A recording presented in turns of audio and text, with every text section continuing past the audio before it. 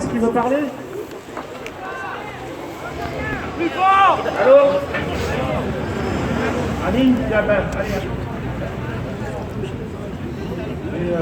Comment dire?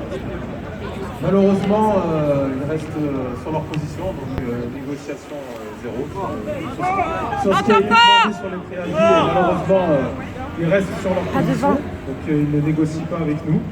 On a essayé de remettre sur le tapis les problèmes liés justement à la mise en case pendant 7 heures ou même à la distribution pendant 7 heures par rapport à des journées où il y allait avoir du mauvais temps comme la dernière fois quand on était en grève toute la journée sous la pluie.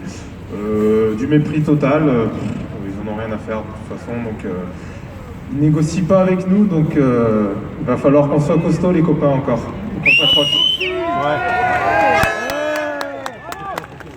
Deux, trois petites précisions juridiques. Donc sur les comptes rendus, il fait le sien. Lui, il s'en fait un pour lui, mais pour l'instant, il ne les envoie pas. Donc sachez qu'hier, nous, on a envoyé un mail.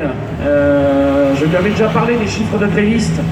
Lui, il considère qu'il n'a aucune obligation de nous les donner. Donc on a envoyé un mail et là, il dit qu'il continuera à pas nous envoyer les chiffres de grévistes. Donc je pense qu'on va aller un peu plus loin pour lui imposer de nous donner les chiffres.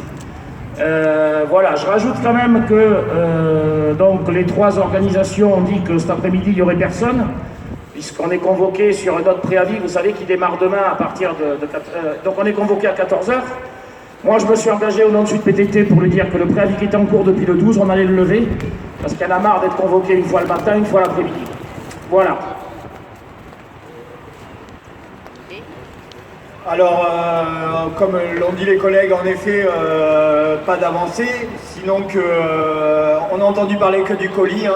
En fait, entre les lignes, Monsieur Riotor annonce, accepte et justifie la mort du courrier, quoi. Que les choses soient très très claires. Et pour moi, les choses ont été très claires. Pour la CGT, les choses ont été très claires. Il a pratiquement formulé. C'est-à-dire que le colis, J+1, tout ça, mais Monsieur Riotor, c'est pas de ça qu'on parle, on n'est pas là pour ça. Mais voilà, donc en ce qui concerne le nombre de grévistes, j'aimerais bien savoir pourquoi ils veulent pas nous le communiquer. Serions-nous beaucoup plus nombreux que ce qu'on croit? Moi, j'ose le croire.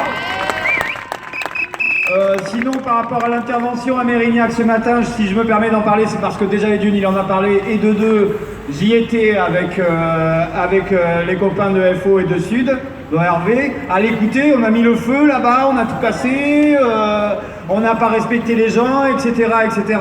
Alors qu'on était sur notre petit carré de pelouse, tout s'est hyper bien passé, donc tentative d'intimidation. Mais pourquoi? Ils ont peur, c'est eux qui ont peur. Pourquoi nous faire peur? C'est comme le chiffre des grévistes, ça leur fait peur. Donc, il ne veut pas entendre parler de Rennes, etc.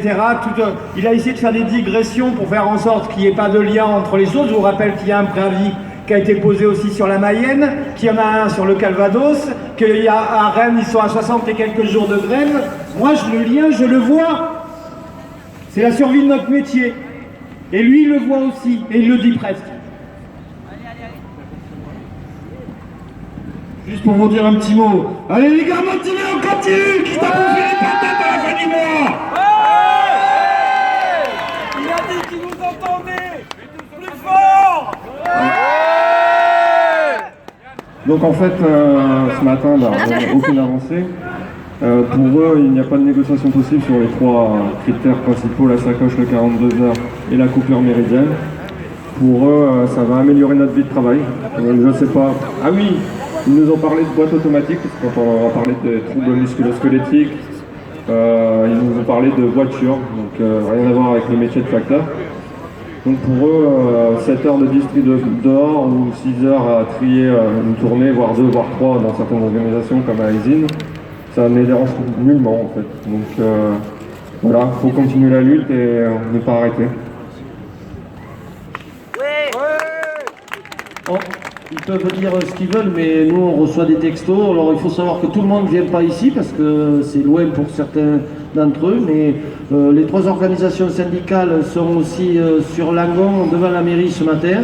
Et ils étaient en comptant 27 à Fargues, 3 à Bazas, 2 Bazas, 7 de la Réole, la totalité des titulaires sur Cadillac.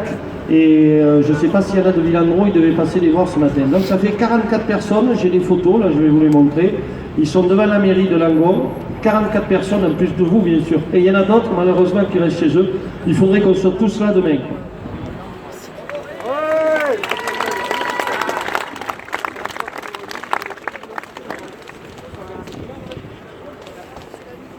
Donc la chose qu'il faut faire maintenant, c'est de savoir si on continue le mouvement, quoi. Donc savoir si on poursuit la grève demain, et une fois qu'on a voté pour savoir si on poursuit la grève demain, savoir quels moyens d'action on met en place demain.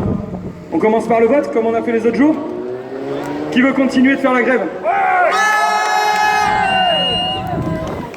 Je crois qu'on est majoritaire.